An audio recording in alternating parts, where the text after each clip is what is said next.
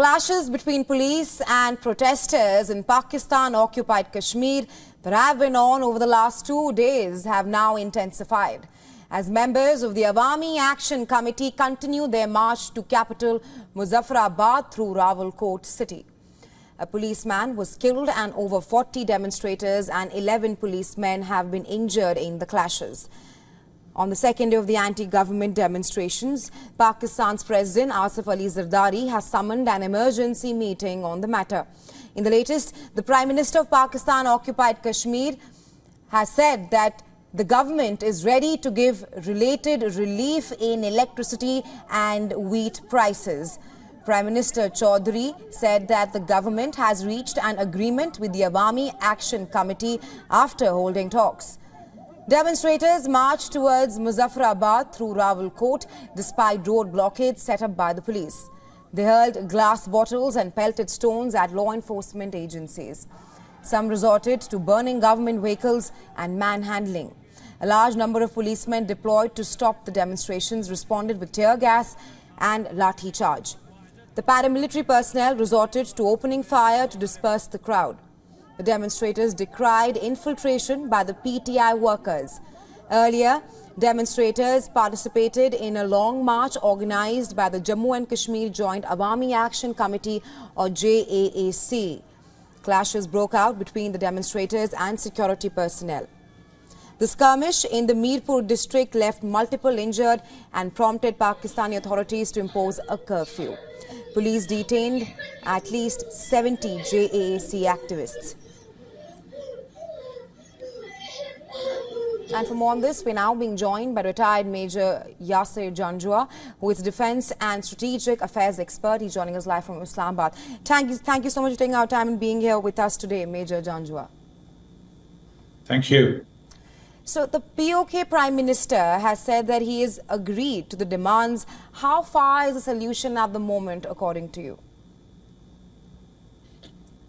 Look, these were peaceful protests by the Joint Action Committee or JAAC, and they turned violent because the government resorted to tear gassing them, which is something that shouldn't have happened.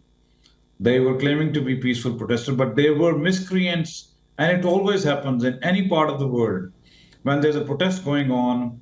And on one side is the government and the other side are the protesters. There will be some people in the mob who will ignite a situation which will go out of control. And that's exactly what happened. Somebody fired from within, and then as a result, a police officer lost his life because there was firing and tear gassing from the government side. However, the situation is being brought under control. Pakistan's President Asif Ali Zardari has taken control or charge of the situation, and all political parties are talking about it to peacefully disperse the protesters. The ruling party in Pakistan, their ex-Prime Minister in Azad Kashmir, Chaudhry Farooq Haider, he's also asked for restraint from all the parties. So the situation is tense. I'm not going to sit here and say that it's peace and calm. Situation is tense, but it has been aggravated by those miscreants, if you say. Right, Major Janjua, you speak of how the situation is tense and it has been aggravated by miscreants, which also led to a death of a police personnel there.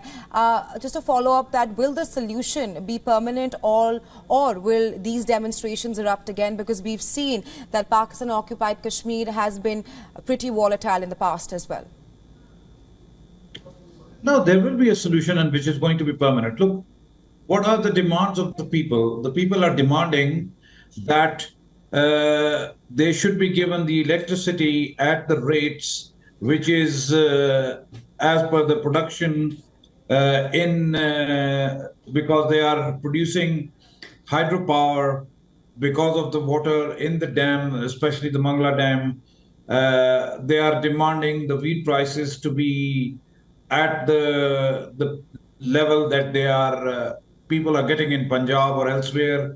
Obviously, wheat is more expensive here in Azad Kashmir because of the distance traveled from Punjab. So these are the demands that people are making. I'm sure they will reach a compromise. The government and the protesters will reach a common ground. It is not that big an issue which cannot be resolved. So I don't see this getting prolonged over a longer period of time. It's just a matter of time, and the federal government will intervene if the Kashmir government cannot do something. I think the federal government will step in. The Prime Minister and the President, they will negotiate and reach an agreement. Right, Major Janjua. Thank you so much for taking our time and joining us here on WION with your insights. Thank you.